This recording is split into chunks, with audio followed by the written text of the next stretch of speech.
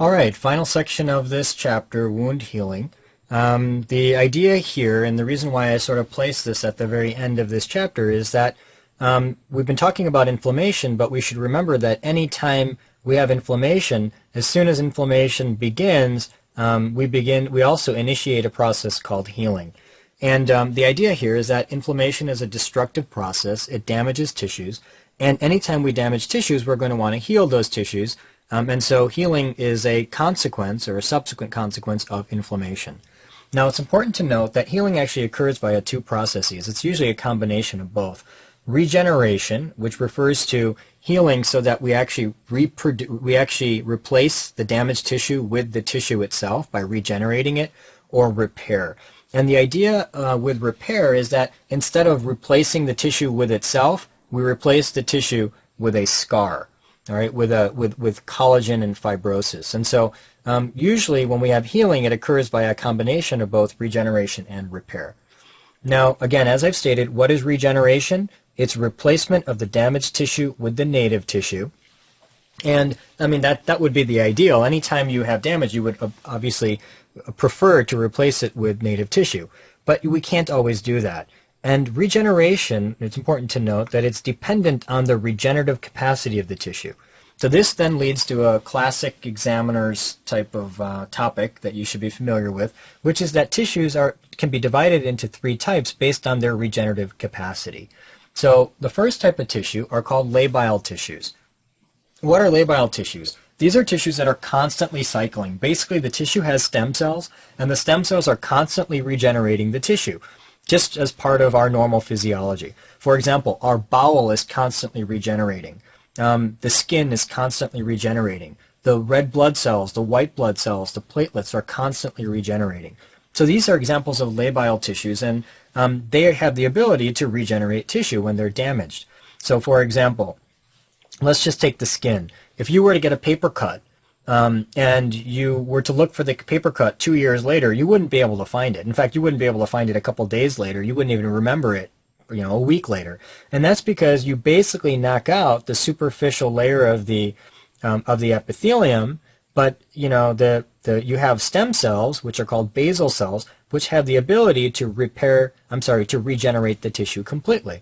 And so you'll get regeneration of the tissue. Same thing with the small and large bowel. When a patient gets diarrhea, you don't need to, gets an infection in the GI tract and gets diarrhea, you don't worry about transplanting the bowel or something like that, because the bowel basically has the ability to regenerate itself. So that's the first type of tissue. And here we can get into a little bit of histology, and the examiners like to, by reminding ourselves where the stem cells are actually located. So for example, if I asked you where are the stem cells in the small and large bowel, the answer would be in the crypts. You need to know that. If I asked you where are the stem cells in the skin, the answer would be in the basal layer, which is the very lowest layer, the most inner layer of the epidermis. You need to know that. What's the stem cell of the bone marrow? The hematopoietic stem cell. Now, we can't see the hematopoietic stem cell on histology, but do you know the marker of the hematopoietic stem cell, which is very high yield, shows up on exams all the time, used in clinics when you do transplants? Do you know it? Okay, CD34. You got to know that. Bone marrow stem cells are CD34 positive. You will use this in clinics, especially when you do autologous stem cell transplanting, and you need to know this for examinations as well. Not listed here, but I could ask you another question. What's the stem cell of the lung, of the alveoli of the lung? Excellent. Type 2 pneumocytes. You need to know that. The type 2 pneumocyte is the stem cell of the lung. We'll talk about type 2 pneumocytes when we do the lung lecture, however. Anyway, that's labile tissues. I put this picture in here to remind you where the stem cells are in the bowel because they ask it on exams. And so these are the crypts down here, way at the bottom of these regions like this. This is the crypt. And the stem cells basically sit at the very base of the crypts. That's where the stem cells of the bowel are located. Here's a picture of the skin. This is the epidermis. This is the dermis. And you know that the epidermis consists of keratinocytes, and there's this dark layer here that you can kind of see running along the base, and that is the basal layer. I'm going to erase this so that you can now see that this little dark blue layer, this represents the basal layer, and the basal layer is the regenerative stem cell layer of the skin. All right, stable tissues. What are stable tissues? These are tissues that are quiescent. They're stable. They sort of sit outside of cell cycle, but they have the ability to re-enter cell cycle. And this is a second type of tissue present in the body. The classic example of this would be the liver, so that if you actually partially resect the liver, you can get regeneration of the liver, and that occurs by compensatory hyperplasia. So what happens is when there's partial resection of the liver, each of the hepatocytes present within the liver has the ability to come out of quiescence and to re-enter cell cycle, and when it re-enters a cell cycle, it can divide and allow for regeneration of the liver. And so this is a very high yield example of a stable tissue, which is the liver. Another example of a stable tissue is the proximal renal tubule of the kidney. Remember that when patients undergo acute tubular necrosis, ATN, they get destruction of the proximal renal tubular cells, and those cells can regenerate, but it takes some time because those are stable cells. And so often we have to place patients, well, it's not often, but it occurs on occasion, where you might have to place a patient who has ATN, severe ATN, on dialysis to support them until the kidney actually regenerates the proximal renal tubule. And that's another example of a stable tissue. So again, these are some sort of classic examples of stable tissue. The third type of tissue in the human body is called permanent tissue, and it's called permanent because it is permanent. It lacks significant regenerative potential. And there are three key tissues in the human body that lack significant regenerative potential, include the myocardium, the skeletal muscle, and the neurons. These tissues don't technically have significant amounts of stem cells, and therefore, these tissues don't classically have significant amount of stem cell capability, and therefore, once they get damaged, they're not able to regenerate themselves. And so, what's the classic occurrence if these tissues get damaged? The classic way by which they would heal is called repair. And remember, the idea in repair is that you can't give back the normal tissue, so instead you have to replace that damage with a fibrous scar. Okay, so when will this occur? It will occur when a tissue lacks regenerative capacity. For example, when you get a myocardial infarction in the heart, all right, when you get a myocardial infarction in the heart, the mechanism of healing is always a fibrous scar. The end result of myocardial infarction is always a fibrous scar. Why? Because the heart does not have the ability to regenerate tissue. So this would be a classic picture that can show up on an examination, and you can clearly see that this is the heart, this happens to be the ventricle, and can you see that there's this white scar indicating that there was a prior myocardial infarction? And the reason why we get scarring in the heart, again, is because the myocardium is a permanent tissue. Now let me take you back and just remind you that there is one more example where you would get repair, and that would be if the regenerative stem cells are lost. For example, if you get a paper cut on the skin will actually heal completely and you won't be able to find the paper cut a couple weeks later. However, if you cut yourself with a steak knife, let's just say, for example, you might go deep enough that you actually take out a piece of skin such that the basal cells are removed. And if the basal cells are removed, then you're going to get a scar instead of a replacement with skin. And that's why when you get a very deep cut, you can actually see a scar form. And you could years later say, oh, I remember this scar. I got this when I was cutting steak, for example. And that would be another example of repair. And so that's why I've stated here that it occurs when the regenerative stem cells are lost, for example, with a deep cut to the skin, or when the tissue lacks regenerative capacity, for example, myocardial infarction. All right, so both of those are kind of high yield. Now, when repair is occurring, repair means what? It refers to the replacement of the tissue with scar. The initial phase of repair will be called granulation tissue.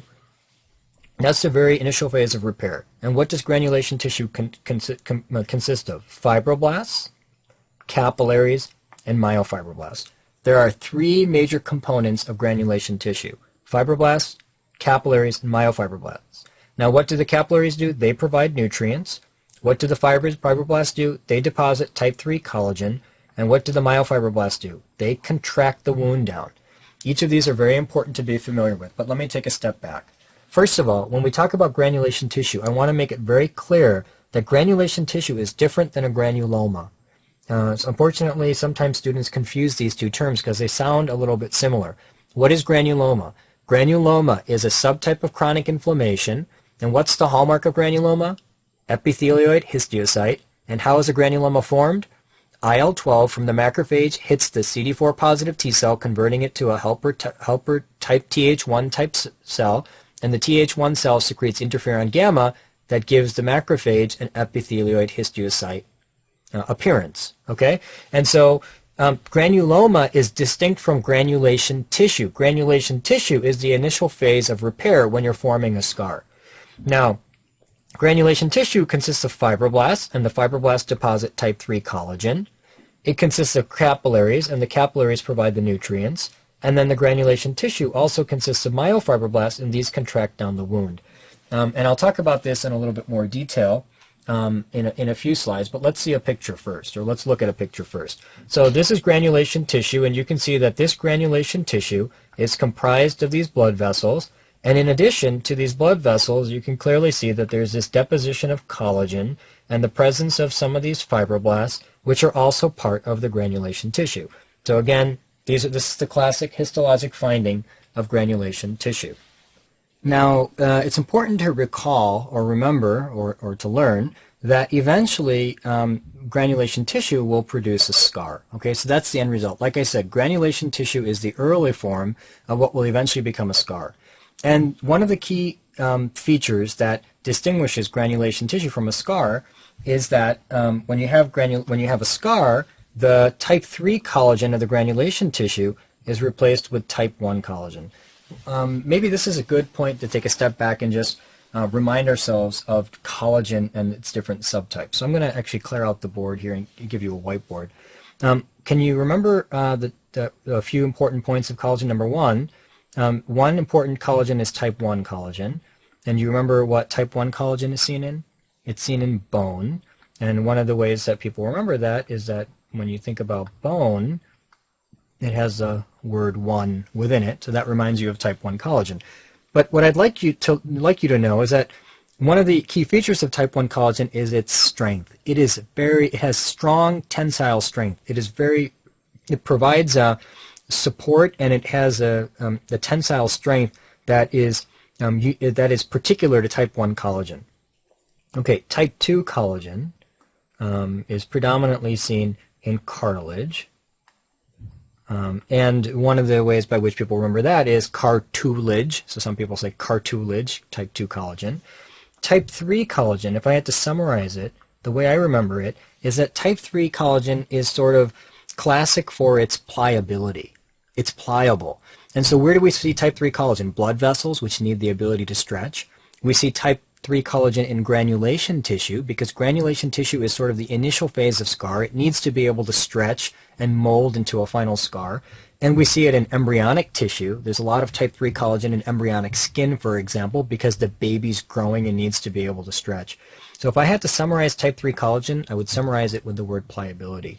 And then type 4 collagen is predominantly seen in basement membrane. Okay, so these are some high yields concerning collagen. I just wanted to give you that, but I want to take you back and remind you that granulation tissue has type 3 collagen initially, right? And that's produced by the fibroblasts, and the type 3 collagen is important because it's pliable. But eventually you want to replace it with type 1 collagen, and you want type 1 collagen because that really provides the stability necessary in the final scar.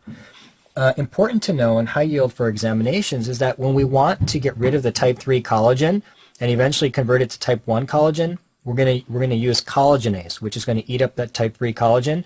And very high yield, zinc is a cofactor for collagenase in order to remove type 3 collagen and replace it with type 1. Okay, so that's in biochemistry, and you'll see we're going to hit on that one more time before we end this lecture. What is the mechanism of regeneration and repair? Well, the mechanism of regeneration and repair is that it is mediated by paracrine signaling via growth factors.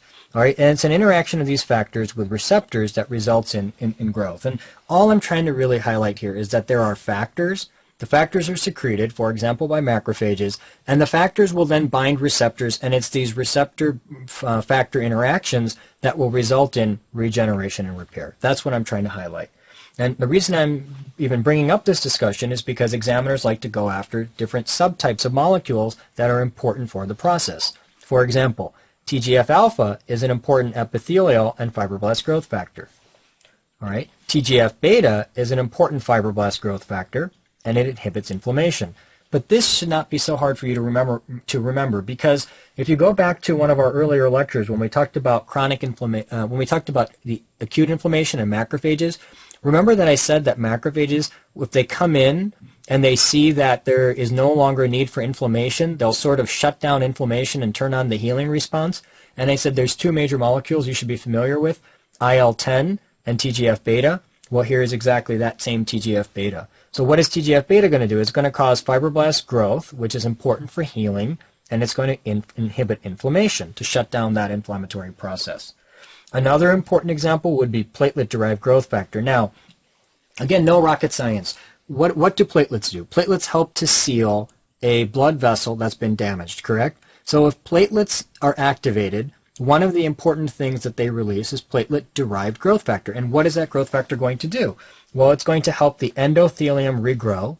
It's going to help the smooth muscle of the blood vessel wall regrow. And it's going to help fibroblasts come in for the healing. And so that's platelet-derived growth factor. Here's one that's very important to be aware of, fibroblast growth factor. And I would say it's very important because although it's called fibroblast growth factor, it actually is a very strong angiogenic factor. Angiogenic helps to grow blood vessels. And so it's important to know this one because it sort of is different than the rest in the sense that name doesn't necessarily indicate what it does. It's also important for skeletal development, but we'll talk about that in your musculoskeletal lectures. And finally, vascular endothelial growth factor. Vascular endothelial growth factor obviously is going to be important for angiogenesis. Now, when we have cutaneous healing, that is healing of the skin, there are two ways by which that can occur. Primary intention, which is what? We take the wound edges, for example, you get a big cut, you go to the ER, and they take the wound edges and they use suture to bring them together. Now, why would you want to bring the two edges together? Because that will result in minimal scar formation, right? Because the skin has the ability to heal and it'll fill in the defect. Another way by which we can get cutaneous healing is called secondary intention. And what's secondary intention? Basically, we don't let the edges be approximated, so we don't stitch them together. Instead, the tissue remains open, and granulation tissue fills in the defect. Now, when granulation tissue fills in the defect, what's going to happen? You're going to get a big scar, but more importantly, at least for examinations, is that the granulation tissue will cause contraction of that wound slightly. All right. So there could be a potential examination question where they ask you that a patient has a large wound that is healed by secondary intention, and 6 weeks later you notice that the wound has significantly reduced in size. And then they can ask you, what's the mechanism by which this wound actually reduces in size? And the answer is the myofibroblasts. Now let's go back. Remember that granulation tissue has three components. It has capillaries, it has fibroblasts that lay down type 3 collagen, and then it has myofibroblasts. And the myo means that they have some contractile function. So the myofibroblasts have the ability to contract the wound and make it smaller. And that's actually high yield for examination. So that's why I actually brought this topic up to begin with. Delayed wound healing. What is delayed wound healing? This is where a patient has a wound, but it doesn't heal in the appropriate time. Infection is the most common cause. If there is infection, there'll be chronic inflammation, and or there'll be continued inflammation, and the continued inflammation will then impair the healing of the wound. So that's the most common cause of delayed wound healing. Another cause would be vitamin C deficiency. Why do we need vitamin C? Well, let's go back. Remind ourselves, when collagen is produced by the cell, it is produced as separate alpha chains. The alpha chains wrap around each other, and the final result of the alpha chains wrapping around each other is something called procollagen. Now, procollagen will eventually then be secreted outside of the cell, and it will be cross-linked outside of the cell. In order to cross-link the procollagen, one of the things that has to occur before cross-linking can occur is that you need to hydroxylate the proline and lysine residues of procollagen. This is getting a little complex, so maybe let me just remind you that when you have collagen, collagen's normal amino acid structure is glycine and then XY. It's called glyXY. So glycine is usually is one amino acid, and then the next amino acid is usually, this X refers to proline or lysine, but usually proline. And then this Y is usually going to be proline or lysine, and that proline or lysine will actually get hydroxylated so that it'll get an OH group added to it. Now, how does that OH group get added? Well, vitamin C is necessary to add that OH group to create hydroxyproline or hydroxylysine. Now, why do you want that OH group? Because this OH group in the sequence of collagen is necessary so that when you want to cross-link another collagen molecule, cross-linking occurs via the OH groups, and that then allows procollagen to be strengthened to the final collagen molecule.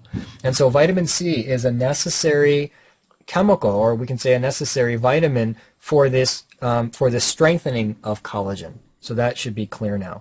And that's why I say that vitamin C can result in delayed wound healing. Another important molecule that could result in delayed wound healing is lack of copper. If there's a copper deficiency, there can be a delayed wound healing, and that's because the enzyme that cross-links lysine and hydroxylysine to form that stable collagen, one of the enzymes is called lysyl oxidase, and lysyl oxidase requires copper as a cofactor. So if there's a lack of copper, we won't be able to cross-link our collagen, and that would give us delayed wound healing. And the final deficiency that could result in delayed wound healing is zinc. Why do we need zinc? We've already talked about it. Well, remember that granulation tissue normally contains type 3 collagen, and we need to convert that type 3 collagen to type 1 collagen to give the final strength of the scar. But we need zinc in order to be able to properly do that, because zinc, the collagenase that removes type 1 collagen actually requires zinc as a cofactor. So that's that. And these are all high yield because they all tie into biochemistry. Now, other causes of delayed wound healing include foreign body, all right, because that would induce chronic inflammation. Ischemia, because you're not going to get good blood supply to the tissue, so that would then decrease the ability to heal the tissue. Diabetes is associated with delayed wound healing. And malnutrition. Again, if there's not good nutrition, there's not going to be the necessary building blocks to allow wound healing to occur. Dehiscence is a complication of wound healing. Basically, it's when the wound opens. There's a rupture of a wound. And it's most commonly seen after abdominal surgery where the actual wound can tear open. And that's called dehiscence. Hypertrophic scar. What's a hypertrophic scar? It is excess production of scar tissue, but it is localized to the wound. Here's a classic example. This patient had a scar or had a wound, but notice that the scar is a little thick and prominent. And so this is an example of a hypertrophic scar. The hypertrophic scar is predominantly made of type 1 collagen. So there was granulation tissue, which was type 3. The collagenase plus zinc came in, converted the type 3 collagen to type 1 collagen. And so this is excess production of type 1 collagen as part of a aberration of normal scarring. So that's called a hypertrophic scar. Another example of a problem with wound healing is called a keloid. And this is very high yield, likes to show up on exams. So keloid is excess production of scar tissue, but it's way out of proportion to the wound, way out of proportion to the wound. And another important feature of a keloid is that it is characterized by type 3 collagen. There's an excess of type 3 collagen in the keloid. There's a genetic predisposition. It's more commonly seen in African Americans, and the classic location is the earlobe. So this is some important thing to be. These are some important facts or features of a keloid. You need to be familiar with these for the purposes of board examinations. Here is a classic picture. So this patient, for example, may have undergone a tiny little ear piercing, and in response to that tiny ear piercing, this large tumor-like mass developed. All right, and so this is the keloid. And so again, classic features. The keloid predominantly contains type 3 collagen. You need to know that. It's way out of proportion to the wound, a tiny little ear piercing, and results in a large tumor-like mass. And then important to also know about keloids, genetic predisposition in African Americans, and also classically seen on the earlobe. So those are some of the high yields concerning a keloid. So that really ties up the Chapter 2 discussion of inflammation. So a lot to be familiar with, but again, not too hard if you understand some of the basic principles.